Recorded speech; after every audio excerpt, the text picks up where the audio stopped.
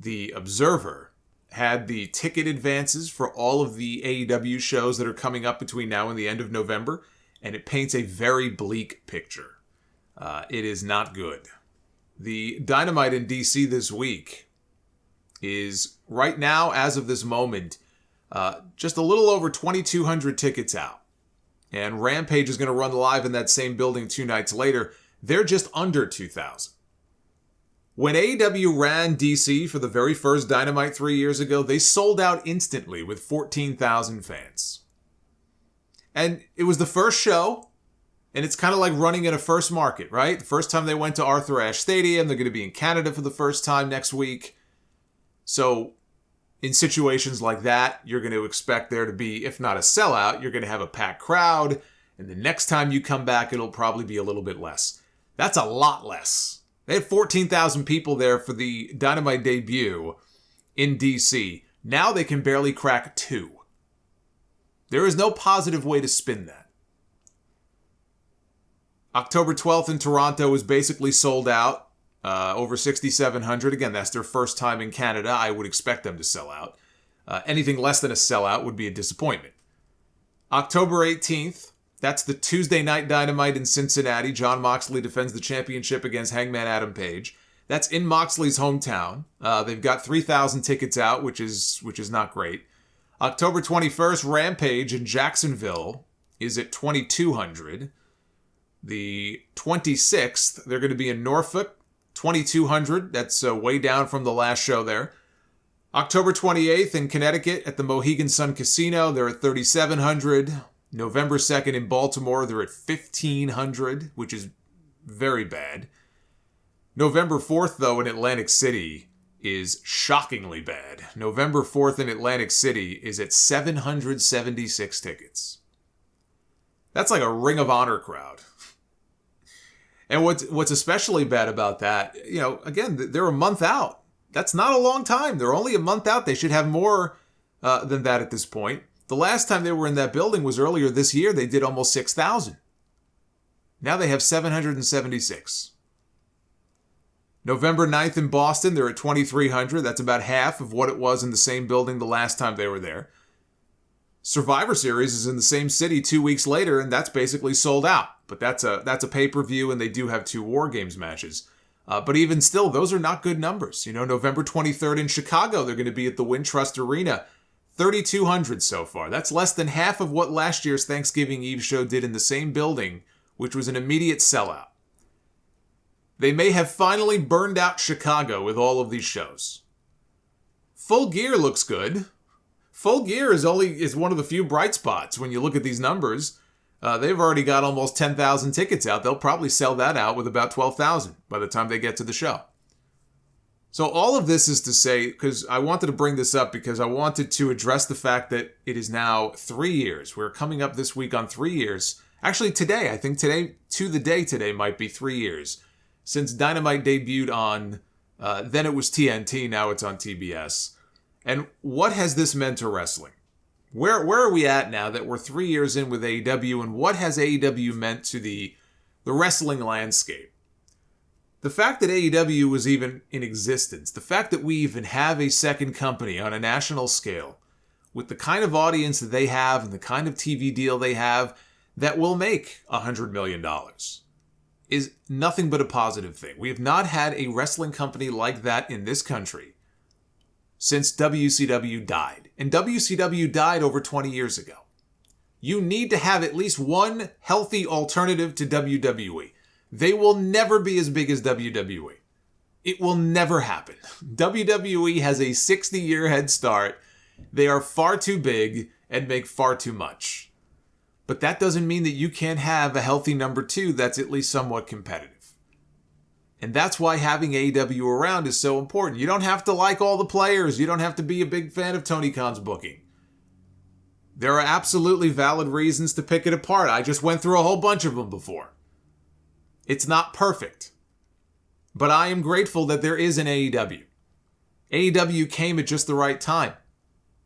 People were, in a lot of cases, very much not enamored with the WWE product. They were begging for an alternative. Impact was not an alternative. Ring of Honor was not an alternative. That's not the kind of alternative people were looking for. They wanted a big company that would be able to sign big names and would have a big presence on television and pay-per-views and all of these things that would be able to run bigger buildings than Ring of Honor and Impact are able to run. They help fill that void that really has existed for a couple of decades. And it provided jobs to a lot of people. You can't say that AEW merely existing is some kind of pox on the wrestling business. You'll have haters out there who just hate everything they do. They wish they went out of business. Tony Khan's a mark, blah, blah, blah. That's to be expected. So when I look at AEW, I still feel that way. I still feel like it's a positive that they're around. But when I look at them, we're coming up on a very important period now. TV rights renewals are going to be coming up. WWE is going to clean up. Whether they stay on USA and Fox or they end up somewhere else, I think one of these companies is going to end up on a streaming service. I really do. I feel like as time goes on, I don't know if it'll be Netflix or Amazon, but I feel like one of those services is going to make such a big play that it's going to be so much money that they just can't say no. And I don't know long term what that'll mean for the health of the company that takes that deal, because I do still think you want to be on television. But we're coming up on a very important period. These numbers that we're seeing, these attendance figures I just read off to you, are not good. Their television ratings are still very strong. They were over 1 million 5 or 6 weeks in a row. Up until this past week, they dipped back below 1 million. But even 990,000, that's not a bad number. Relative to what they've been doing, yes, it's bad, because they were higher than that. But 990,000 is not going to kill them. 990,000, 950,000, these are numbers that, TBS, TNT probably weren't doing before there was an AEW. By all accounts, Warner Discovery are very happy overall with the numbers that AEW is putting up. That's a good sign. And they need to hope that that's the case, because this next deal that they make is going to make or break the company in terms of who they can sign and how much money they have to try to invest in the company and grow the company. Tony Khan has all this money, but he doesn't have an infinite supply of it. The future of AEW will be dictated by the terms of their next TV contract. But these numbers that we're seeing in terms of live event attendance and the issues they have right now in terms of the booking in some cases and their use of certain people on the roster who we barely ever get to see, whether it's the booking of someone like Miro or the booking of a Malachi Black or Andrade or FTR or Wardlow. We can go on and on here. We can pick apart the whole roster and say, how come we're not seeing this person? How come we're not seeing that person? The women's division still needs a lot of work. We'll see what ends up happening with Saraya, if she gets in the ring or not. I think she will. So AEW is not immune to a lot of the problems that you would expect a company to experience as they continue to grow and sign people and they have a roster that is continuously expanding. You've got to find room for all of these people. You've got to find television time for all of these people. Rampage. Rampage is not a bad show. It's not a show that I watch and it makes me want to fucking puke my guts up. Believe me, there were plenty of WWE shows I would watch that made me want to vomit into a garbage can. Rampage is not a bad show. The problem with Rampage is it's a show that doesn't really make you feel anything. Right? I want to watch something and I want there to be some part of the show that has some sense of urgency, or it's exciting, or it's fun. There can be really good fun matches on Rampage sometimes. But by and large, Rampage is just not an important show. It's how unimportant it is. They've got to find a way to make the show more important, to make the show more must-see. That's the problem that they have with Rampage right now. And that's why a lot of weeks you see the numbers go down, down, down, because there's no real reason to tune in to watch it. Tony Khan has said that he's going to try to do just that in the month of October. We have, I think, at least a couple of live Rampages. This week coming up is going to be one of them. But that's one of many issues that AEW is going to have to deal with going forward. The CM Punk situation is still unresolved. The Elite, that's still kind of hanging there. Do they stay? Do they go? That also will have a very big impact, I think, on the future of this company going forward. And now Tony Khan faces his toughest challenge to date in the entire existence of AEW. He could position his company before. 3 years ago, he was positioning AEW as, in the eyes of a lot of fans, the alternative that people were dying for from WWE. They were sick of what they were seeing on WWE television. They were disenchanted and disenfranchised with Vince McMahon's booking. They wanted something different. They wanted something fun. AEW, to a lot of those people, offered them that alternative. And it was very easy to crap on a lot of the things we saw in the booking in WWE and blame Vince McMahon for a lot of those things, and rightfully so. But now the boogeyman isn't there anymore. Vince McMahon is gone. And Triple H is now the new boss in WWE. He's running the show. And he's made things a lot more interesting and a lot more exciting in recent weeks. So now AEW is going to have to stand on its own. It can't just point to WWE and say, oh, bad Fed. You can't do that anymore. You don't have that boogeyman over there to keep bringing up and to keep blaming everything on.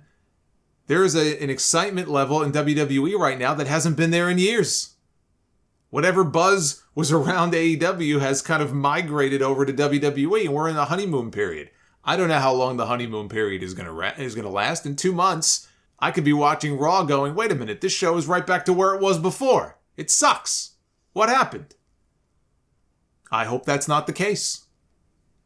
But we're in this honeymoon phase right now. Everybody's talking about Triple H and the new WWE, the new era. That's bad news for AEW. Especially if, Triple H is somebody who there are people in AEW, they want to work for him. Are they going to wait until their contracts are up and they're going to go work for WWE at the first chance they get because it's a new regime over there and they don't have to worry about Vince McMahon anymore? Could they lose talent because of this? I expect that they will. I expect they will lose talent because of that.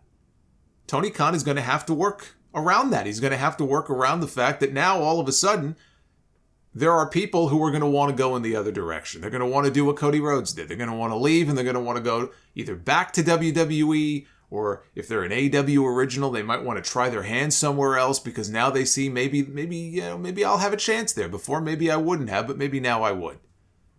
So these are all new challenges that Tony Khan has going forward in year 3, heading into year 4, that he didn't have back then. Those were advantages that AEW had. AEW was the hot place everybody wanted to be, and now you feel like that's turning a little bit. So I don't think AEW is in a bad position. I don't think AEW is sick. I think they're healthy, but I think they have problems. They have very noticeable problems that they're going to have to work through. And I think these next 6 months or so, especially on the TV end, are going to really tell the tale about where things are going to end up with this company. This is a very important period coming up for them. I think the state of AEW right now is still healthy, but it's not as strong as it was before.